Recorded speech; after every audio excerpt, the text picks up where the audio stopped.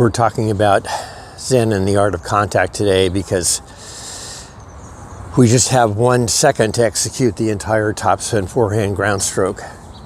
And we only have a 1/4 second from the slot to contact to make good, consistent contact.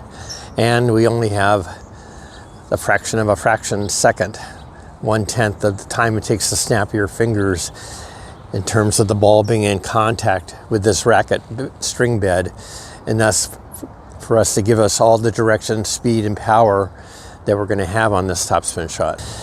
In terms of this word Zen, it's been so overused and abused over the years that it's become almost meaningless to people. And in fact, it makes a lot of people suspicious and thinks that someone's going to trick them or, jump into mysticism, and people tend to sort of reach for their wallet to think that someone's going to be stealing something from them once they bring up the word Zen. But I want to start with a really common sense definition of Zen, the Zen state, and what it's about from Alan Watts, who is a Zen philosopher. And I'll put the words up here on the screen, but I'll read them here. Is Zen is about not forcing. What we mean by going with the grain, rolling with the punch, swimming with the current, trimming the sails to the wind, taking the tide at its flood. I think that's a pretty good indication of what Zen is all about. It's about not forcing things. And the point I've been making repeatedly, and I'll make again today, about the traditional Eastern forehand grip, the traditional straight back, take back, straight to the target swing, is that we're fighting against the laws of nature and physics, thinking that we can do this at some high speed and make good contact and generate a good topspin shot. It can be done, with years and years of good practice. Roger Federer did it obviously with the Eastern forehand grip, but we're just making it so much more difficult for ourselves when we are trying to execute it with this model. And so the whole whip kinetic model that I came up with is based on, working with the laws of physics, and I just want to go over that. I've gone over how the kinetic whip model that we're building works with the laws of physics, but I want to just go over that again now that we've worked on developing this swing model for some time. First, we have the reasons why the whip swing accelerates the racket around the swing circle much, much faster than any kind of linear push through to the target swing. Our hand can only travel 20 miles an hour around our body in this linear swinging action. With the racket head whipping around the hand in the whip rotational swing, the racket head can accelerate 3 to 4 times that speed, up to 80 miles an hour or more. The second law of physics that we are working with in a cooperative manner is how the center mass of the racket works.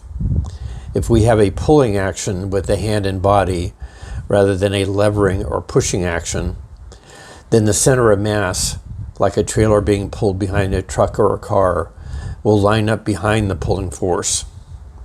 This is critical in the forward start of our swing from the slot, where we want to lay back the racket behind our pulling hand and not send it flying out, casting out, like most recreational players swing with a linear stroke execute this. That will only line up the racket head with the hitting arm, which means that the racket can only travel at the same speed as our hitting hand or hand. That will only line up the racket head with the hitting arm, which means the racket head can only travel at the same speed as our hitting arm or hand, which is 20 miles an hour or less. Moreover, casting the racket head out so soon will create an outside-in swing path, which will bring the tip of the racket around and close off the face too soon at contact, creating all sorts of errors. With a pulling action, the racket head lags behind the pulling hand, and only when we reach the turn of the swing do other physical forces, like the centrifugal force and the extension of our arms from our rotating body, generate the outward force that sends the racket further out. The last law of physics we're working with is the added stability and lift the racket head gets when it's thrown out on the edge from the slot and into contact. The same physics work on the racket head on edge that work on the airplane's wings. The airflow speed over the top of the wing is greater than the airspeed flow at the bottom of the wing, creating lift and flight stability for the airplane. The same thing happens to the racket head thrown out on the swing circle at high speed. It lifts and stabilizes the racket in flight, if you will, helping you create consistent contact. Here you can see that our path through the stages of learning the skill of the topspin forehand. Once we can do this action automatically and do it correctly, there's another stage which we sometimes experience.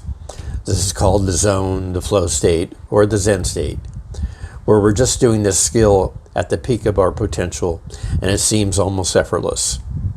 One of the main reasons it feels effortless is that we're working with, not against the laws of physics and nature. And that's what I want to have you do. That's what I want you to take away today about this Zen lesson.